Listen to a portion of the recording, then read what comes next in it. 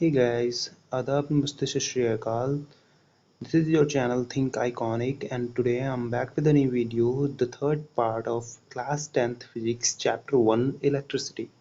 Okay, in the previous two lectures we have covered 5 main topics और यार वो जो टॉपिक्स थे हमारे वो थे पहला हमारा था electric charge, the second one was electric current, the third one was electric potential, and after that potential difference, and the fifth topic, the most important topic of this chapter was Ohm's law. Okay, we have covered these 5 main topics.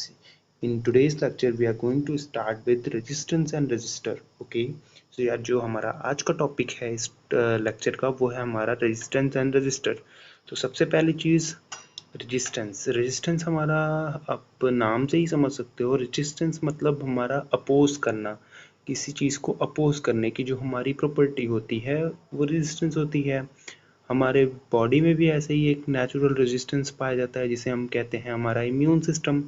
ये क्या करता है, हमारे जो diseases होते हैं, हमारे जो बीमारियां होती हैं उनसे हमारी बॉडी को रेजिस्ट करता है, उनसे हमारे बॉडी को प्रोटेक्ट करता है, उनसे हमारे बॉडी को रोकता है, मतलब उनको हमारे बॉडी में आने से रोकता है, एक रेजिस्टेंस बनाता है. ठीक है, सो हमारा जो रेजिस्टेंस यहाँ पे होने वाला है वो भी हमारा कुछ इसी तरह का होने वाला है.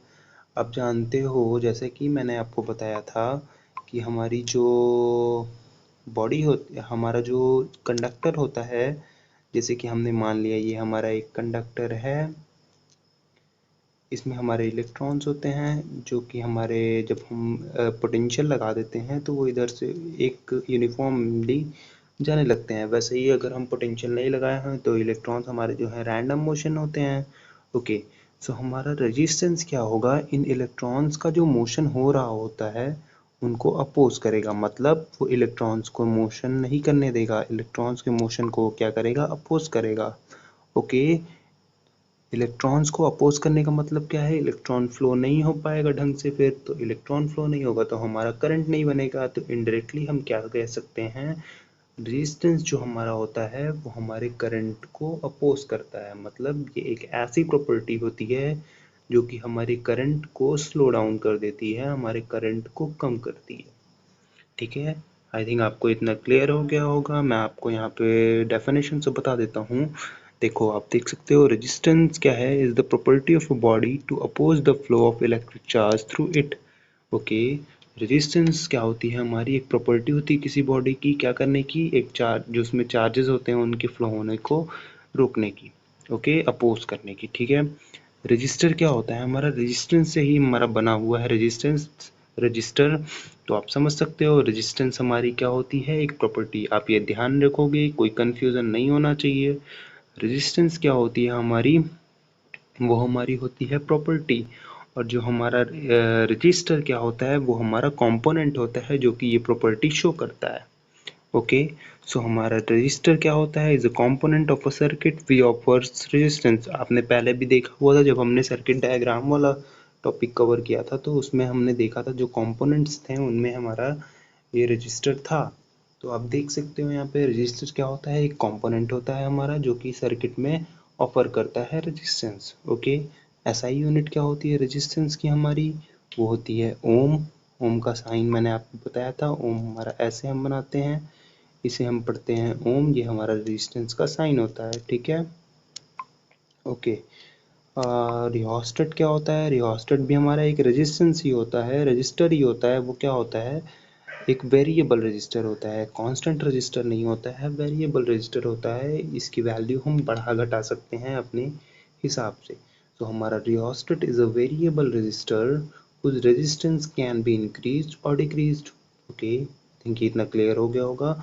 और रेजिस्टेंस हमारी किस पे डिपेंड करती है वो हम देख लेते हैं. तो यहाँ शिफ्ट कर देता हूँ. सो हमारी जो रेजिस्टेंस होती है किसी भी बॉडी की वो डिपेंड करती है length of the body. Okay, हमारी जो लेंथ होती है उस पर डिपेंड करती है, एरिया ऑफ क्रॉस सेक्शन उस पर डिपेंड करती है, नेचर ऑफ मटेरियल उस पर डिपेंड करती है. नेचर ऑफ मटेरियल पे कैसे डिपेंड करेगी कि मटेरियल हमारा कौन सा है, कॉपर है उसमें कितनी होगी रेजिस्टेंस, वो होगा एल्यूमिनियम, और सिल्वर सिल्वर हमारा बेस्ट कंडक्टर होता है। ये आप ध्यान रखना बात, उसकी जो रेजिस्टेंस होती है वो बहुत ही कम होती है, मतलब उसमें चार्जेस जो होते हैं फ्लो बहुत ही आराम से होते हैं, बहुत ही स्मूथली फ्लो होते हैं। लेकिन आप सोचो कि घरों में फिर हम सिल्वर की तार क्यों नहीं यूज़ करते हैं, क्योंकि सिल्वर होता बड़ा महंगा है और सरकार भी ऐसे नहीं यूज़ करती है, क्योंकि अगर उसको यूज़ करेगी तो लोग चुरा चुरा के घर लेके जाएंगे। जब लोग कॉपर नहीं छोड़ते हैं तो लोग सिल्वर तो ले ही जाएंगे ना, वो इतना कॉस्टली होता है। तो यार आपको समझ में आ गया कि रेजिस्टेंस हमारी कैसे कैसे डिपेंड करती है। देखो यहाँ पे मैंने लिखा हुआ है रेजिस्टेंस हमारी होती है किसी बॉडी की, वो डिपेंड करती है लेंथ पे। और लेंथ पे कैसे, ब्रैकेट में लिखा है मैंने डायरेक्टली। सो हमारा मान लिया हमने आर रेजिस्टेंस है, और तो ये हमारा डायरेक्टली डिपेंड करेगा हमारे लेंथ पे। ओके, ये हमारी हो गई फर्स्ट बात। जो हमारी सेकंड थिंग है वो हमारा एरिया ऑफ क्रॉस सेक्शन पे। तो हमारा, और वो कैसे, इन्वर्सली। तो रेजिस्टेंस हमारा कैसे डिपेंड करता है, इन्वर्सली डिपेंड करता है एरिया ऑफ क्रॉस सेक्शन के एक पे। ओके, ये 2 पॉइंट हैं आपको जो आगे ध्यान रखने हैं, अभी इसको अगले कंसेप्ट में हम यूज़ करेंगे, ठीक है।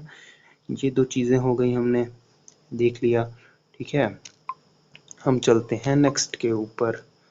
तो हमारा जो नेक्स्ट है वो हमारा है रेजिस्टिविटी। उसके पहले मैं आपको बता देता हूँ, हमने देखा रेजिस्टेंस से कि जो हमारा रेजिस्टेंस है वो हमारा आर जो है हमारा डायरेक्टली प्रोपोर्शनल होता है एल के, और जो हमारा आर है वो इन्वर्सली प्रोपोर्शनल होता है हमारा ए के।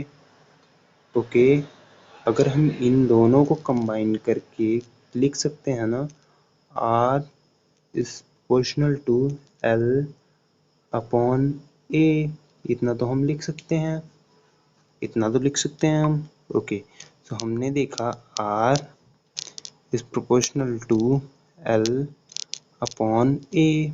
तो हमें क्या करना है, हम यहाँ पे इस प्रोपोर्शनैलिटी साइन को हटाना चाहते हैं, ठीक है।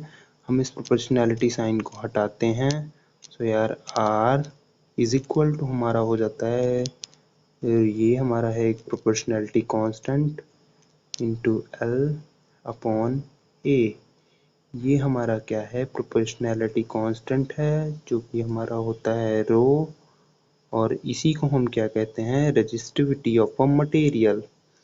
ये क्या होती है हमारी, ये हम इसे पढ़ते हैं रो, ये जो मैंने लिखा हुआ है रो, और ये हमारी क्या होती है ये रेजिस्टिविटी, जो कि हम अभी पढ़ने वाले हैं। ये हमारी होती है रेजिस्टिविटी। ओके, तो यार पढ़ लेते हैं हम डेफिनेशन से। देखो आप, रेजिस्टिविटी क्या है हमारी, resistivity it is the property of a material और अ कंडक्टर। ये क्या होती है, अब ध्यान रखोगे यहाँ पे रेजिस्टेंस और रेजिस्टिविटी में फ़र्क होता है।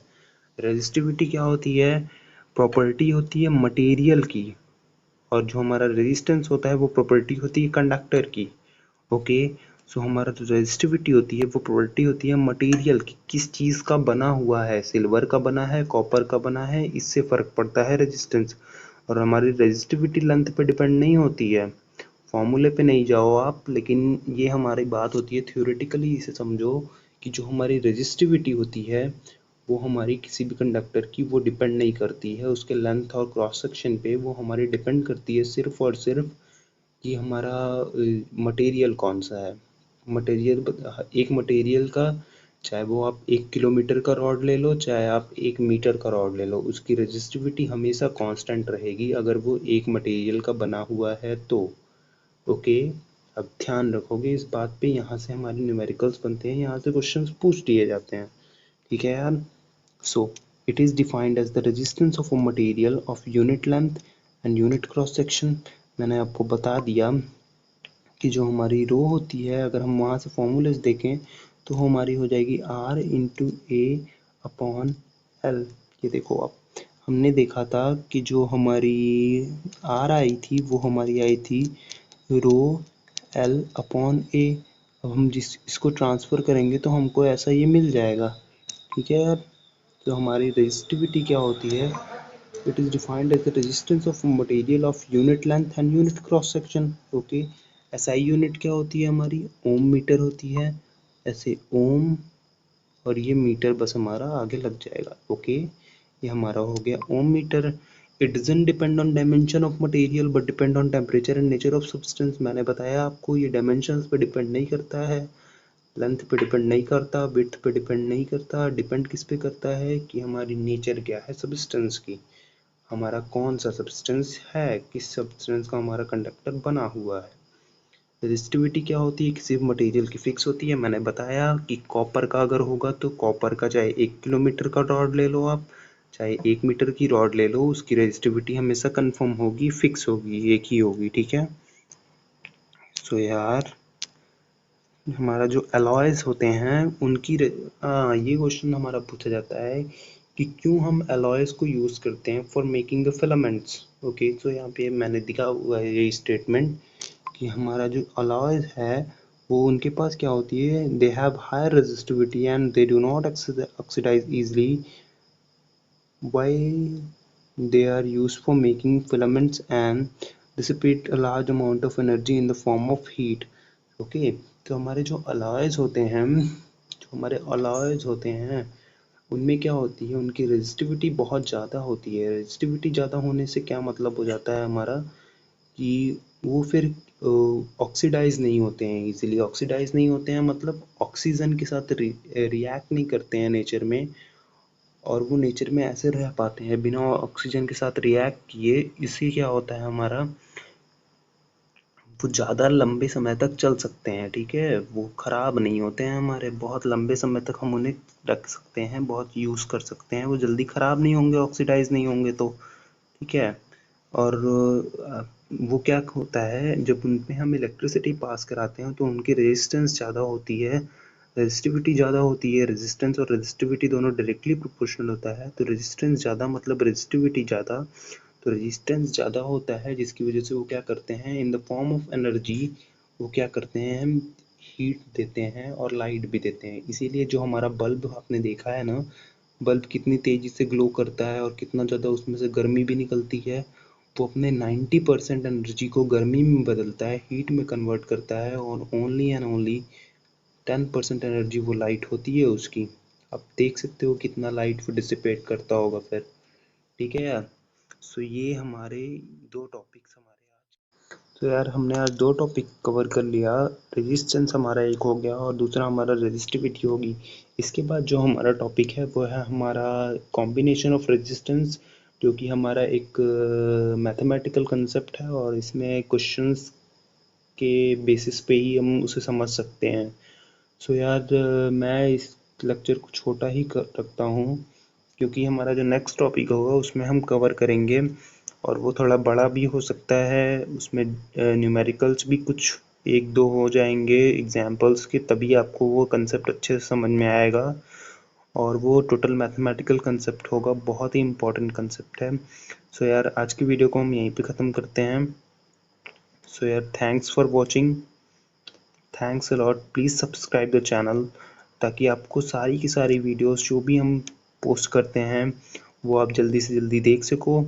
और यार जनरल नॉलेज की भी वीडियोस डाल रहे हैं, मैं चाहता हूँ कि आप सभी जितने भी हमारे व्यूअर्स हैं वो जनरल नॉलेज की भी वीडियोस देखें। वो बैटरी कम है, वो जनरल नॉलेज की भी वीडियोस आप लोग देखो, ताकि वो आपको अपनी साइंस के साथ साथ अपनी पढ़ाई के साथ साथ कुछ जनरल नॉलेज 5-10 मिनट में वो ट्रिक्स के साथ आपको इतने अच्छे कंसेप्ट बता दिए जाते हैं, मैं ही बताता हूँ वो भी। सो आपको 5-10 मिनट में इतने अच्छे अच्छे कंसेप्ट बता दिए जाते हैं ताकि आपका एक तरह से वो जनरल साइंस भी, आपका जनरल नॉलेज भी, आपकी जनरल अवेयरनेस जो है वो भी बढ़ रही है।